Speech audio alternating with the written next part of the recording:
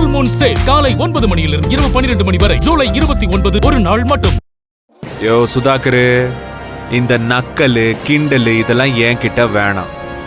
என்ன பத்தி உனக்கு நல்லாவே தெரியும். பேசாம போயிடு, அவ்வளவுதான் உனக்கு மரியாதை. பங்காளி, நான் போக தான் போறேன். அதுக்கு முன்னாடி ஒரே ஒரு விஷயத்த மட்டும் சொல்லிக்கிறேன். கேட்டுக்கடா சிங்காரா. ஏ கிளவியே, உனக்கும் தான். நம்ம தோப்பு இருக்குல்ல சின்ன பங்காளி, அத உங்க அம்மா 5 வருஷ குத்தகையா என்கிட்ட கொடுத்துருக்காங்க. அத சொல்லிடணுமா இல்லையா? அப்புறம் பழக்க தோசத்துல பங்காளியோட மருமகளை நீ எதுவும் அந்த பக்கமா வந்துடாத. யோ சிங்காரா, உனக்கும் தான் சொல்றேன். யோ, நான் எதுக்கு அங்க வர போறேன்? அந்த வாக்குல வந்துட கூடாதுல்ல, அதான் சொல்லிட்டு போலாம்ட்டு. 5 வருஷம் அந்த தோப்புல உங்க குடும்பத்தோட நிழல் கூட படக்கூடாதுன்னா பாத்துக்கங்க. சொல்லிட்டல்ல, கிளம்பு, இடத்த காலி பண்ணு. அப்புறம் மங்களே, அதாவது இந்த தோட்டக்கார கும்பலுவதான் அங்க வரக்கூடாதுன்னு. நீங்க எப்ப வேணாலும் வரலாம் மங்காளி. அதெல்லாம் இன்னும் லீஸ்ல தான் இருக்கு. கெஸ்ட் ஹவுஸுக்கு எதுக்குனாலும் நீங்க எப்ப வேணாலும் வாங்க, அங்க படுத்து தூங்குங்க, எண்ணெய் வெட்டி குடிங்க, உங்களுக்கு எதுவுமே பிரச்சனை இல்லை பங்காளி. இந்த தோட்டக்கார கும்பல் மட்டும் அந்த ஏரியா பக்கம் வராம பாத்துக்கங்க. சரியா பங்காளி? உத்தரவு வாங்கிக்கவா பங்காளி? நந்தினி வா. ஆளை நடையும் இத கொட்டடிச்சு சொல்ல வந்துட்டேன்.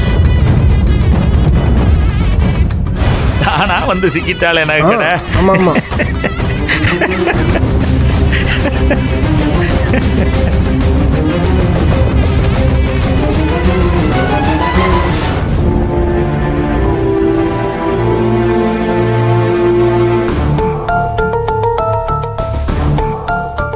கல்யாணம் இந்த வந்துட்டமா. அம்மா சொல்லுங்கம்மா. போய் காஃபி கொண்டு வா. மாதங்கிக்கு காஃபி கொடுத்துட்டியா? இல்லம்மா, இன்னும் கீழே வரலம்மா. அதான். சரி, அவளுக்கும் சேர்த்து கொண்டு வா. சரிங்கம்மா. சரி.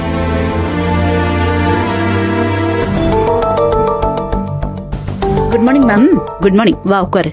ஹாய்.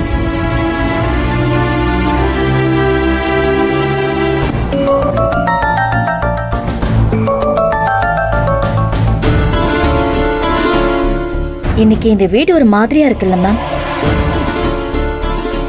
ஒரு மாதிரி ரொம்ப அமைதியா இருக்குல்ல? ஒரு இடத்துல சூர்யா இருந்தானா அந்த இடத்துல அமைதியே இருக்காது. அப்புறம் அவன் போயிட்டானா அந்த இடமே பயங்கர அமைதியா இருக்கும். அவன் மட்டுமா போனா? மொத்தம் 5 டிக்கெட்டையும் சேர்த்து தானே அவன் வெளியில கூட்டிட்டு போயிருக்கான். அதனாலதான் வீடு அமைதியா நிம்மதியா இருக்கு. அம்மா காஃபிமா. உங்க ஐயாக்கு கொடுத்தியா? இல்லம்மா.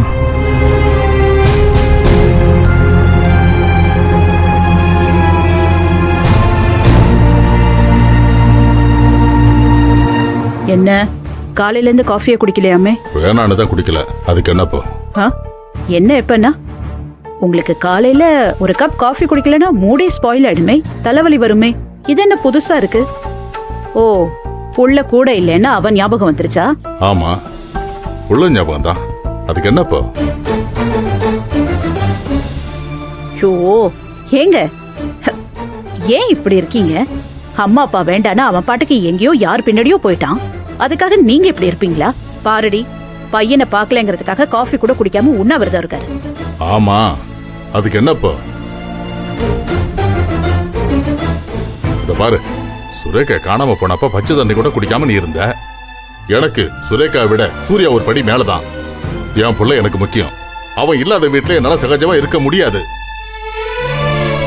என்னங்க இது? சும்மா முதல்ல 2 குழந்தைங்களும் நாம பெத்தவங்க தான். 2 பேரையும் கம்பேர் பண்ணிட்டு இருக்காதீங்க. அதோட அதுவும் இதுவும் ஒண்ணு இல்ல.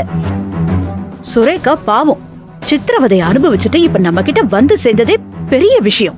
ஏங்க, நம்ம குடும்பத்தை பிடிக்காதவங்க நம்மள பழி வாங்கணுங்கிறதுக்காக அவளை கடத்திட்டு போய் சித்திரவதை பண்ணி கடைசியில வந்து கிடைச்சிருக்கா. அதுவும் இதுவும் ஒண்ணாயிடுமா? புத்திர சோகத்தை பத்தி உனக்கு என்ன தெரியும்? உனக்கு உன்னோட ஈகோ தானே முக்கியம், அப்படித்தானே? அப்படியெல்லாம் எதுவும் கிடையாது. நீங்களா கற்பனை பண்ணிக்காதீங்க. ஈகோ முக்கியம், ஈகோ முக்கியம். அதுவும் புத்திர சோகத்தை பத்தி என்கிட்ட பேசிட்டு இருக்கீங்க. ஏங்க எப்ப பார்த்தாலும் ஏன் மேலேயே பழிய போட்டுட்டு இருக்கீங்க? அவன் பண்ணதானே தப்பு. நானும் அவனை போசறேன். அவனா வெளியே போனதுக்கு நான் காரணம் ஆயிட முடியுமா? இது ஆல்ரெடி உங்ககிட்ட 1000 தடவை சொல்லியாச்சு. ஆனா நீங்க கேக்குறதா இல்ல.